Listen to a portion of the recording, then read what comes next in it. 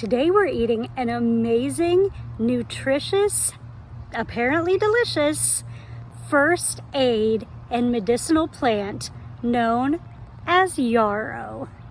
Say hello to the magic, amazing plant. I feel like I need to give you full context of this video. I am sitting at a park, a public park in my area, because while this plant grows in other people's yards, it does not grow in mine. There are people around, there are mosquitoes around, and it's 1,000 degrees. So if you ever doubt my love for you, please know that I am sitting here with cow saliva in my hair, which is a whole different story for a different video, with hair that is plastered to my face because it's 1,000 degrees, because of my deep love of you and of plants.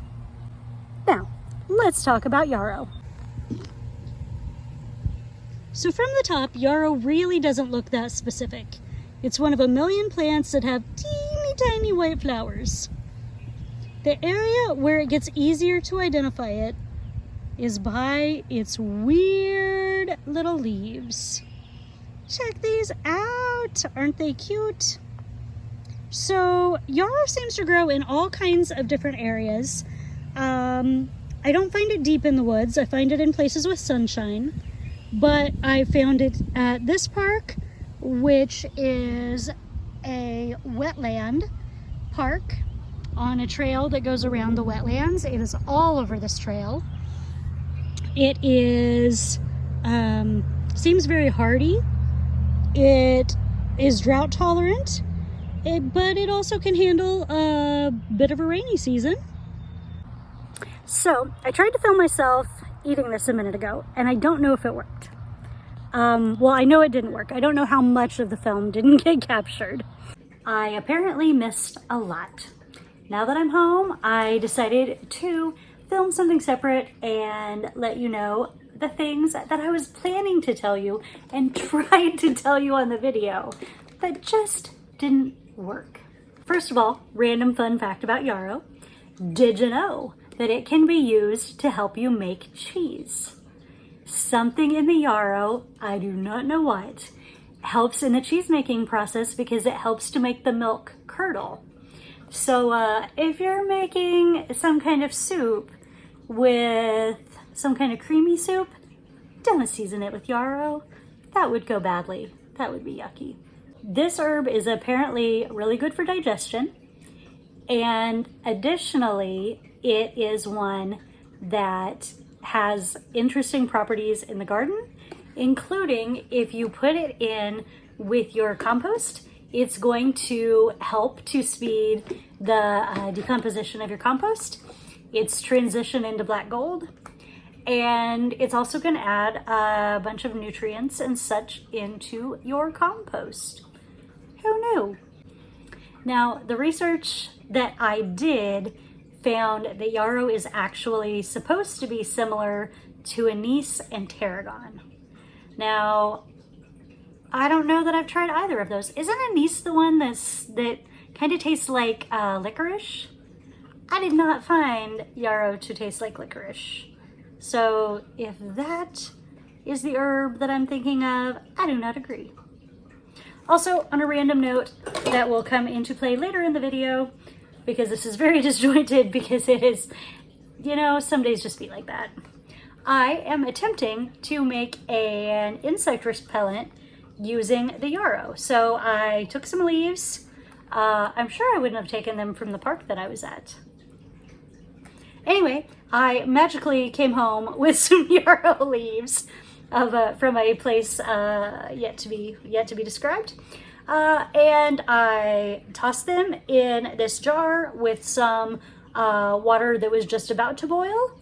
And I'm just gonna let it kind of like hang out and live its best life. I'm gonna put it in the fridge overnight, and then I'm gonna put it in a spray bottle and see what it does. So in a couple days, I will let you know how it works. If I remember, you may have to ask me, maybe ask me. Anyway, now that I've told you these really cool facts that seem less cool now that I'm at the end of them, I'm going to go back to the originally recorded video. Okay, love you, bye. So now we're gonna try take 2 of me eating this little weed. So I'm gonna pick off a little end. It is here in my hand. So I do not know how to describe the flavor of this herb. So think parsley.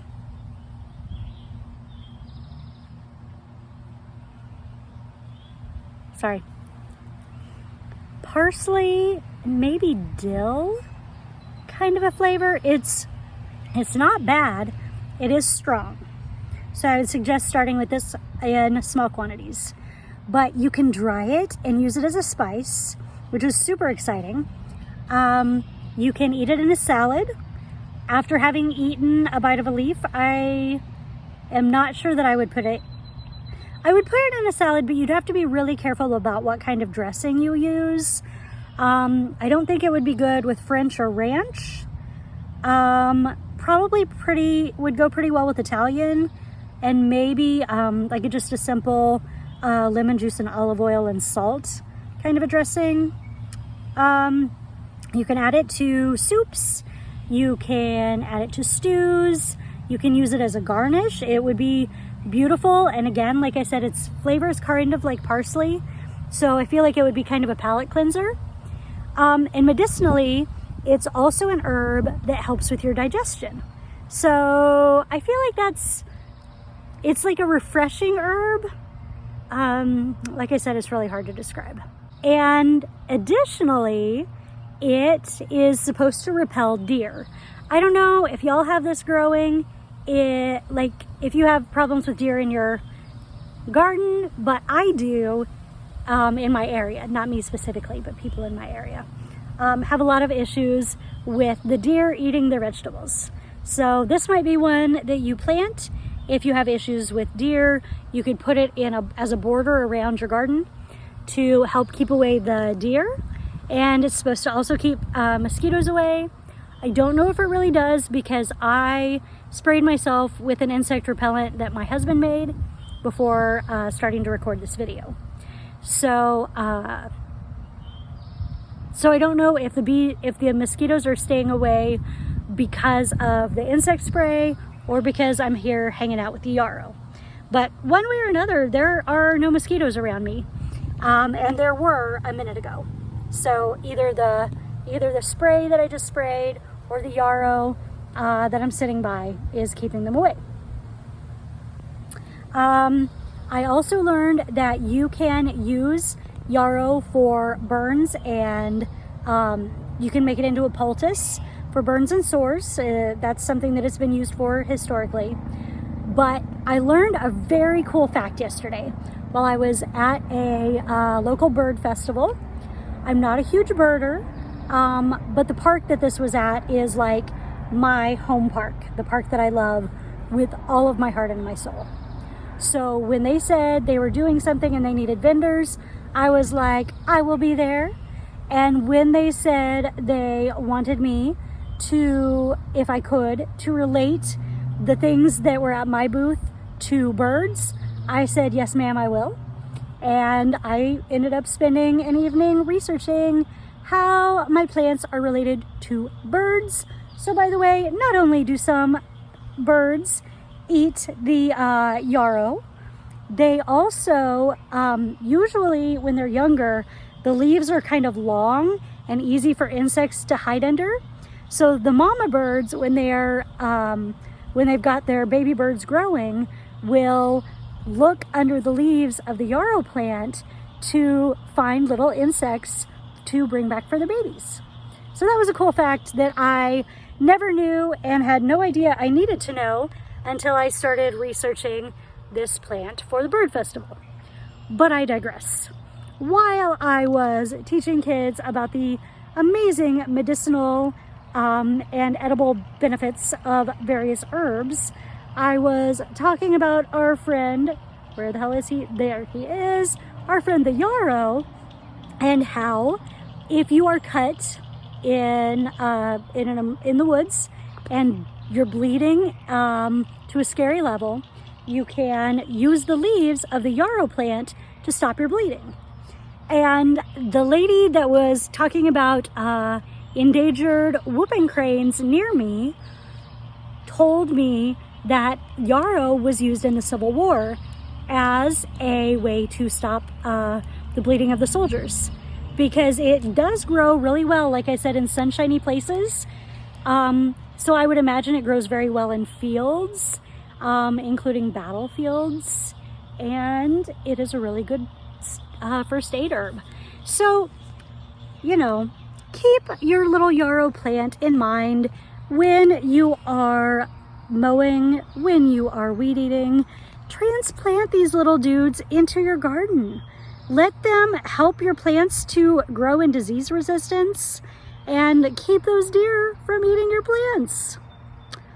Okay, so as always, if you like this video, don't forget to click that like button, subscribe to my channel, and eat something wild. I would actually recommend the yarrow. Today we are talking about the amazing healing first aid and also apparently edible. Today we are eating an amazing